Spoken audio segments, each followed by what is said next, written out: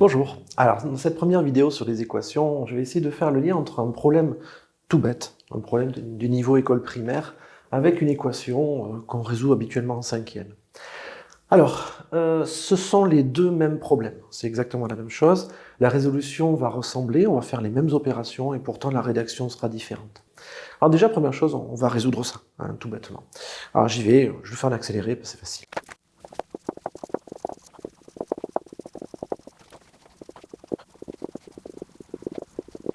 Bon, c'est tout simple, hein. Pour obtenir le prix d'un seul t-shirt, il suffit de diviser les 150 € par 5, puisque j'ai 5 t-shirts.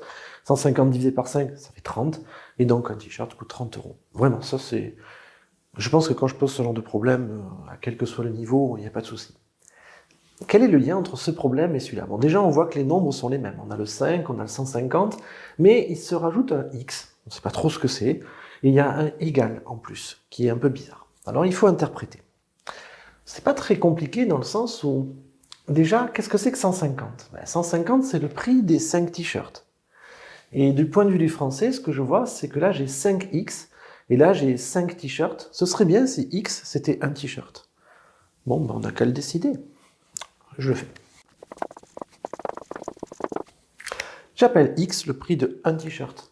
Et donc là, 5x, qu'est-ce que c'est? C'est 5 fois x, bien sûr, le fois on ne l'écrit pas. 5x, c'est 5 fois x. Donc c'est 5 fois le prix d'un t-shirt, ben c'est le prix de 5 t-shirts. Eh ben oui, le prix de 5 t-shirts, c'est 150. Donc on comprend le égal, cette chose-là est bien égale à celle-là. On comprend le x, c'est le prix de un t-shirt. Bon, c'est bel et bien le même problème. Évidemment, dans ce problème-là, on ne parle pas de t-shirt. On a résolu une équation en général. Là, j'ai appelé x le prix de un t-shirt parce que j'avais envie de le raccoler à ça. Mais en fait, je peux effacer cette phrase maintenant. Ok, maintenant, on sait le lien entre les deux. Comment est-ce qu'on avait fait pour résoudre ici? On avait divisé par 5. La clé, c'était une division par 5. Est-ce qu'on pourrait voir une division par 5 ici? Oui, parce que si jamais je réécris mon équation ici, 5x égale 150.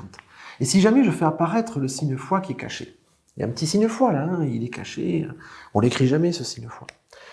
Eh bien, moi, j'aimerais modifier cette équation, c'est ça, la résoudre, en fait, j'aimerais la modifier de façon à ce qu'on se retrouve avec x égale.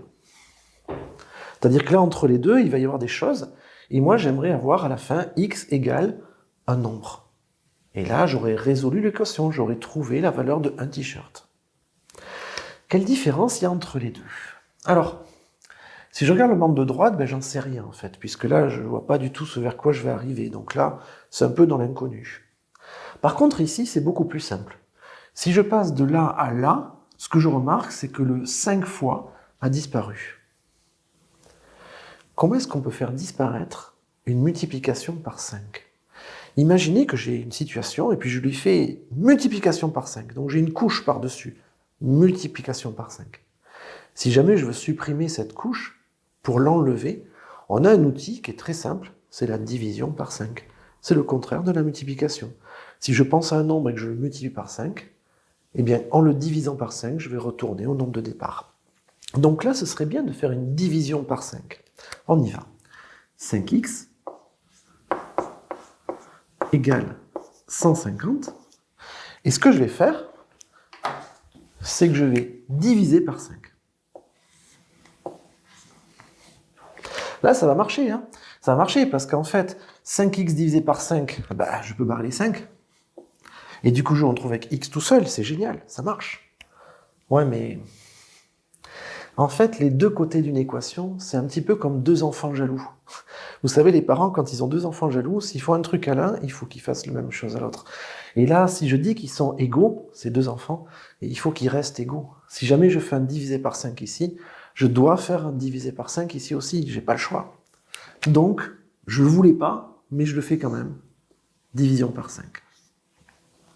Comprenez-moi bien, cette division par 5 n'est pas volontaire.